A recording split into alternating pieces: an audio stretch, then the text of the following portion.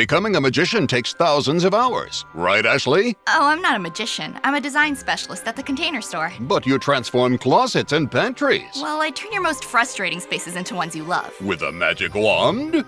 With Alpha, our customizable, adjustable, and affordable shelving and drawer system. The amazing Ashley! Making daily frustration disappear.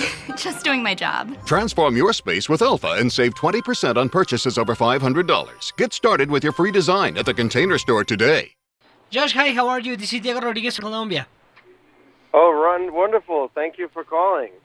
So, have you been in Colombia? I have never, unfortunately, and I have been to the surrounding area. I've been to Ecuador, I've been to Venezuela, but I've not yet gone to Colombia. I would love to someday. I have to ask you about something. Every film of you, every documentary feels like in some way it's of course something personal. It's something that you search about that. It's something that you look forward to doing in your documentary, in your films. Well, my first film, my first documentary, I should say, Glasland, was very, very personal because the oil industry was coming to my house, to my land, and I wanted to find out, whether or not they were telling the truth about fracking. And they said fracking is no problem, fracking is perfectly fine, environmentally it's very safe. But this, of course, was totally a lie. And ever since then, this has been a very, very deeply personal type of reporting for myself. And I think that this is the final chapter in that trilogy. This is Glasland Part 2, and this film, How to Let Go of the World and Love All the Things Climate Can't Change. That film is really very personal because it's finishing that whole journey of learning about fracking and the oil industry from my personal backyard, and then seeing how that could affect the entire planet Earth. What do you think that motivates you to initiate all those investigation around the fracking? And of course, because I don't know, in some way maybe a person could say, well, I just take the money and I don't give a shit, something like that. Well, obviously there are things that are more important than money in this world. The number one thing that's more important than money is your health, your safety.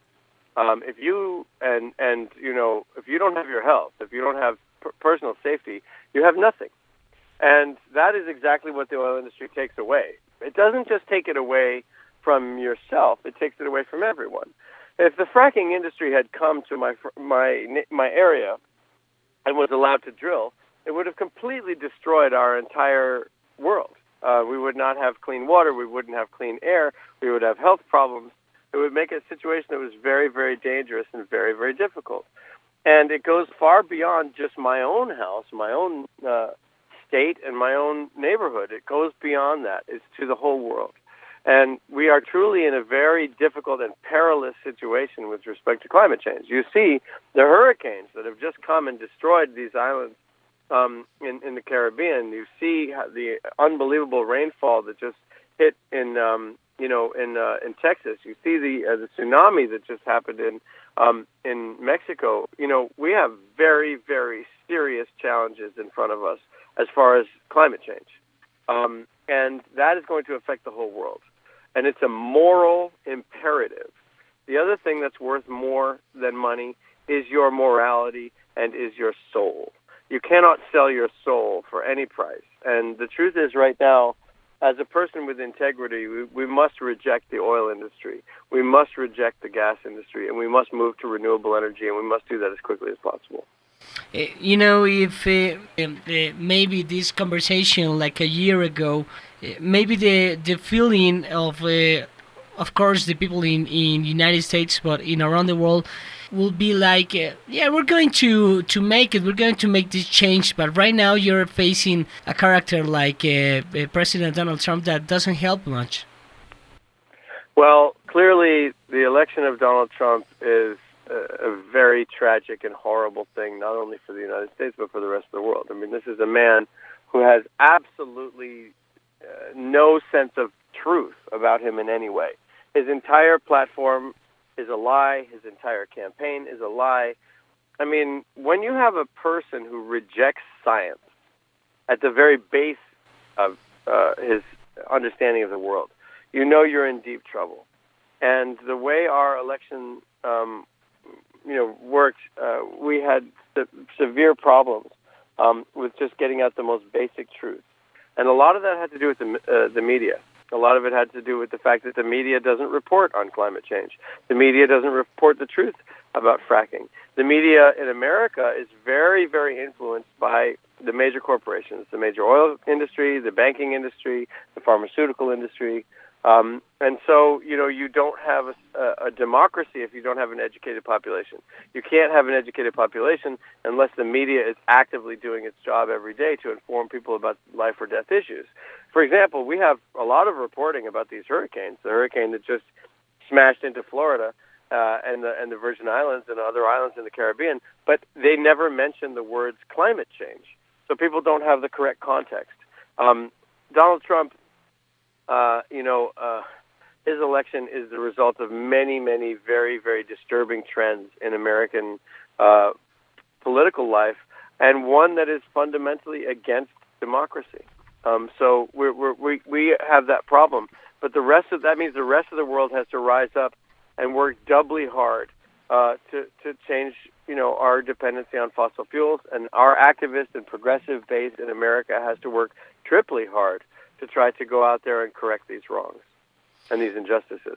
There's always people that motivates every single person around them, telling them that this is something that we can change. Do you feel that we can change the course of the world in terms of talking about the climate change? Well, I think it's very important that we, number one, recognize the threat. We have to understand the severity of the threats of climate change. Climate change will alter all of human civilization. Climate change will affect every person on the planet.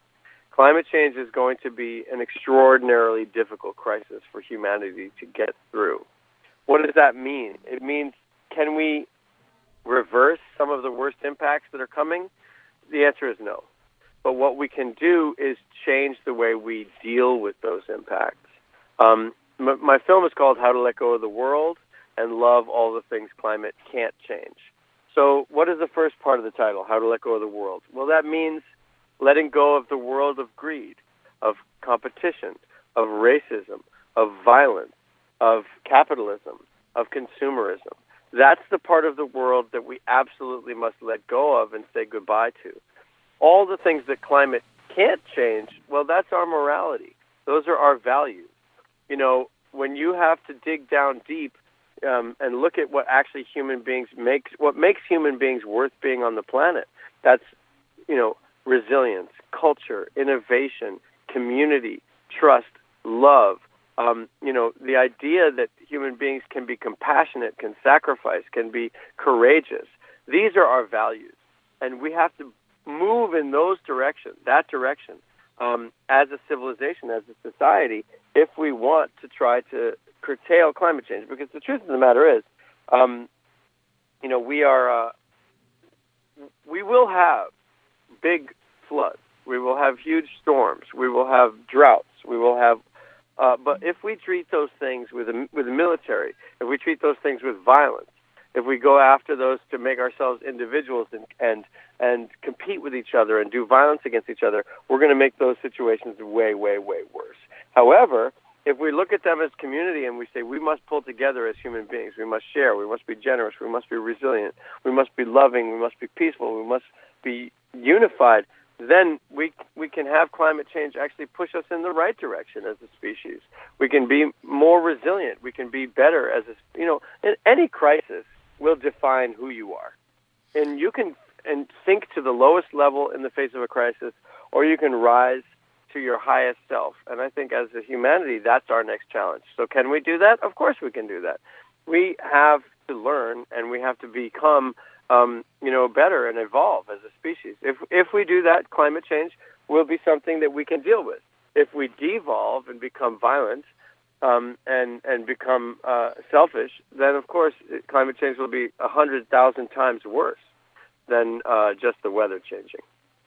Right now in Colombia, there's been a discussion on the table around fracking, and the Minister of the resolves or talk about all the environment in our country, that Colombia is not ready to do fracking, and the Minister of Mines says that we need to do this. What will be your thoughts about this? I know that you can, of course, talk about our issues here in Colombia, but you're a person that it's been talking about this like a decade or something like that.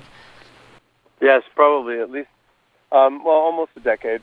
Listen, fracking contaminates groundwater, and that is one of the most difficult things that fracking will do, and it will destroy the water wherever it's happening. So you cannot live without water. That's number one. Number two, fracking will create an enormous amount of air pollution, and not just smoke out of the back end of a car, but pollution that is volatile organic compounds. These things are carcinogens. They're very, very, very bad for people to live around. So there's an incredible environmental degradation that happens with fracking. So I would suggest don't do it. But the much bigger picture is this: we must get off our dependency from fossil fuels. Period. End of story. We absolutely have to transform our energy systems worldwide. And James Hansen, who is our primary and premier climate scientist for the whole world, he's the first person to testify to the United States Congress about the difficulties of climate change. He takes a look at fracking, and he calls that extreme energy. There are 4 forms of extreme energy: fracking, deep water drilling for oil, mountaintop removal for coal, and tar sands. All of these things are incredibly bad for the environment. But it also represents a whole new field of fossil fuel development. If we develop those kinds of fossil fuels, then what he says is game over for the planet. Game over for the planet. So it's not just about your own personal and local impacts in terms of fracking. This is a responsibility to everyone in the world, to the poorest nations in the world, to the richest nations in the world, and everyone in between. We absolutely must come together. We cannot frack if we want to have, for example, the Paris Agreement on climate change, which 200 nations signed. We cannot frack if we want to have a stable climate for our children and for our grandchildren. All of those just say not just the local impacts, which are horrible, which are documented very well in Glasland and in Glasland Part 2. And there's nothing to be taken for granted about that. But on a bigger picture, the whole planet, we simply cannot afford to develop new forms of hydrocarbons and of fossil fuels that are in this extreme category. We must build wind farms. We must build solar technology. The good news is that we have technologies today that can replace all fossil fuels. We have electric cars. We have wind turbines. We have solar panels. We can, and in fact, they're cheaper than fracking. So we have a situation right now where we actually don't need to frack. We don't need to develop these new fossil fuels. That would be extraordinarily bad planning for the world and very selfish. What we must do is go after forms of energy that are good for the planet, and I mean solar and wind predominantly. Right now, the United States just passed some of the worst hurricanes in history of your. Se recomienda las dosis de refuerzo de la vacuna contra el COVID-19 para ciertas personas. Para más información, visita vaccinate.virginia.gov o llama al 877-829-4682. Mensaje del Departamento de Salud de Virginia. Country, and you were talking a minute ago about how media is responsible also for not being able to canalize all those information about climate change and all the damage that it's suffering the earth. What do you think is the problem? Because I believe that maybe something it's related to how you can, sell the news. Absolutely. The fossil fuel industry and the banking industry that supports the fossil fuel industry has an enormous influence on our media in the United States. So they call the shots. I mean, if you talk about fossil fuels, then Exxon and Shell and Chevron and BP will pull their advertising from your station. So all of our major networks are basically, the puppet strings are being pulled by the fossil fuel industry. This is a very dangerous and perilous situation because what we have essentially is called what I think of as the architecture of denial. They're not coming out and saying climate change isn't real. They're not being climate change deniers in the classical sense of saying we don't believe in this science, right? But what they are doing is not giving people the context of climate change, which means that there's an architecture in their reporting of denial, that they don't mention climate change. They just say, oh, wow, look at this terrible hurricane. It's one of the worst hurricanes we've ever had.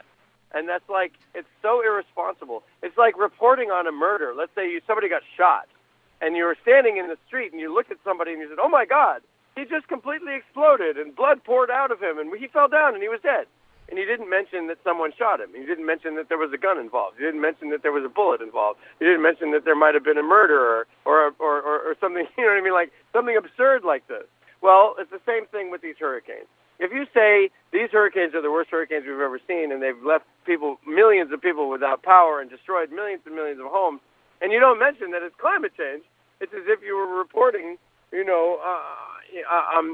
on a murder without talking about what murdered the person in any way. You know what I mean? It's absolutely absurd and totally irresponsible. But this is what the power of the fossil fuel industry in this country. And that's why we need people to rise up. And that's why I think it's so important, if you look at the film, How to Let Go of the World, there are amazing people in that movie who are so strong, so resilient, and who have shown real heroism and real bravery and real sense of humor. I mean, these are people that make me feel lucky to be alive at the moment with them on the planet. You know what I mean? So that's the film. It's showcasing those people. The fossil fuel industry is a dying industry, and it is desperate right now to try to maintain some sort of control. And the way they're doing that is they're controlling our media, and they're manipulating the information that we get. And that is essentially forcing us into a situation where the media is lying to us, and the media is not being truthful to us. Let me talk to you about an issue that it's been running my head because of the way you've been working these years. First of all, talking about Glasland, that was a huge impact, not only because of the way that you show it to the world, but of course all the supports by critics and other people around the world. But then you make a second part of Glasland, working with a cable network that was HBO. And now I'm seeing that your recent film, I can see it in my country also, that it's Awake, is right now from Netflix. How's been that experience? How do you evaluate that thing? Well, Awake, which is a film called, it's Awake, A Dream from Standing Rock. That was something that was truly almost an accidental birth. It was a child that decided it needed to get born one way or the other. So I wasn't counting on it. But of course, the actions and the protests at Standing Rock were a redefinition of the environmental movement worldwide. And we saw the indigenous population of the United States, the Native Americans at Standing Rock, really jumped to the forefront of all of our thinking in terms of environmental politics and indigenous sovereignty. And they invited me to go there, and I felt that I had to go, and I had to shoot, and I was able to show the incredible dignity and the incredible importance of those protests. And I was lucky to be a part of that. It's a collaboration project with indigenous filmmakers and indigenous people. It's a 3-part film with 3 directors, myself, James Spion, and Myron Dewey. It's executive produced by Doug Goodfeather and narrated by Florice Whitebull. Amazing people. I really would like to encourage people to watch that on Netflix because it is worldwide at the moment. Gasland and Gasland 2 can be seen on HBO, but they can also be seen on YouTube. in many countries. Glasland 2, it was a very important film for me to make. It really focused on the American political system, being another level of contamination due to fracking. And what I will say about the fossil fuel industry as a whole, in all these 4 movies, you can see a clear progression from a person who didn't know anything about the fossil fuel industry and then realized that it was very deeply polluting and contaminating, and then realizing that it was polluting our very government itself. And this is what I would caution you in Colombia, because it's the same thing that the fossil fuel industry does everywhere around the world. They will try to corrupt your government. They will try to corrupt your officials. They will try to make sure that you are not represented. This is one thing that the fossil fuel industry does extremely well. They will buy your politicians. Be very careful of anyone who says fracking is good. Be very aware of anyone who says the problems of fracking are overstated. These things are lies. Those people are usually on the payroll of the fossil fuel industry. And that happened in the United States, and it happens all over the world. So, those 4 movies, I think, are very important to show not only the way the fossil fuel industry is putting us on the brink of worldwide, civilization-wide collapse, but also with Awake, the way that you can fight them, the way that we must fight them with prayer, with dignity, with peace, and with our bodies, but not with violence, but with love. Let me ask you something about music. Do you enjoy music? It's something that you relate a lot with your films. I know that it's some kind of symbolism in your films. And in that way, I would like to ask you of 3 songs that you feel that it could resume your feelings around environment and, of course, your filmmaking. Yeah. Music. I'm a musician, as you know, from seeing Glasland, and I always contribute a few tracks on the banjo. The banjo is a very popular instrument worldwide. People love the banjo. So I usually put in a few of my own pieces in the film and play them in the film. People always seem to like that a lot. But music is so important in a movie. Music is the soul of the movie, right? So in each of our movies, we have a very complex soul. We have 50 different tracks, everywhere from Radiohead to Beach Boys to the Beatles, to very complex noise artists like Machine Fabrique, Tim Hecker, to environmental, classical music, Jacob TV, or to classical from Beethoven. I mean, you can hear every kind of music in my films. And that is because the soul of the films are trying to pull another life out of, to say our new culture is going to be born from singing, from dancing, from our souls, from inside. And there's dance in the new movie. There's a lot of dance in the new movie. And that's also very important, So all of those artists are trying to illustrate this moment on the planet Earth.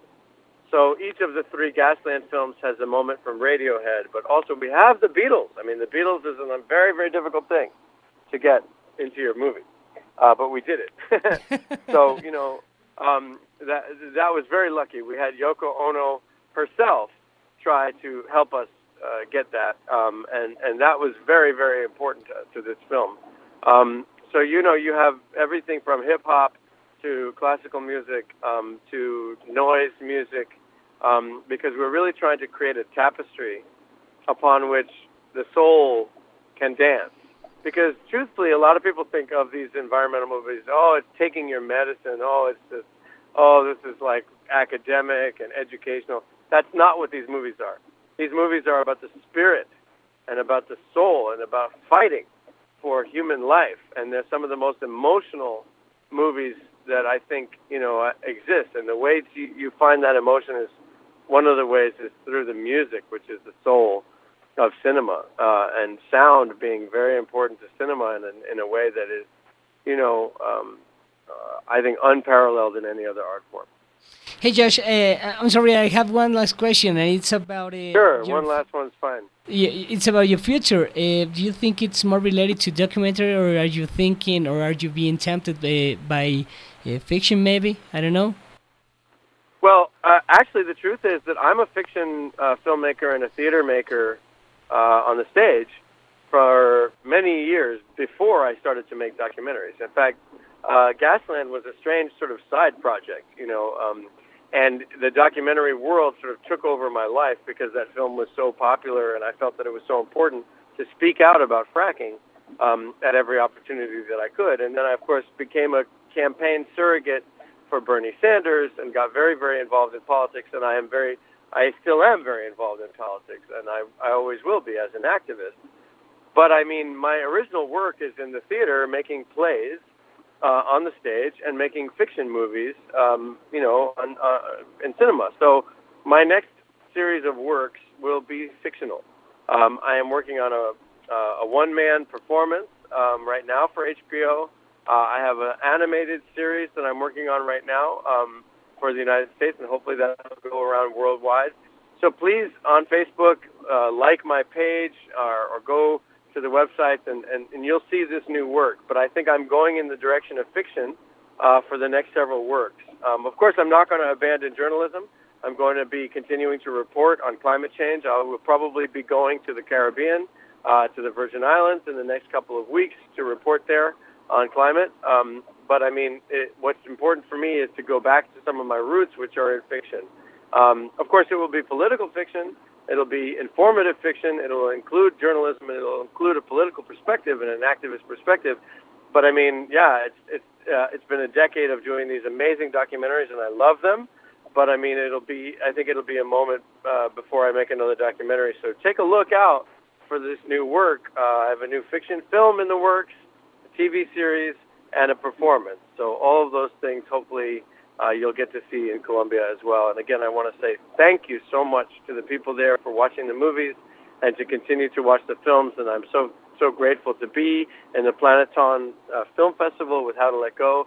Please go to the festival. I think the website is planeton.co, I believe, P-L-A-O-N. Yeah, you can announce it. But please go see the film. It's my favorite movie I've ever made, is How to Let Go of the World and Love All the Things Climate Can't Change. It's absolutely my favorite film, and I think it's the best film. So hopefully you can come see that this week in Colombia. So thank you. Josh, thank you so much for this time. I hope you come to Colombia in your trip.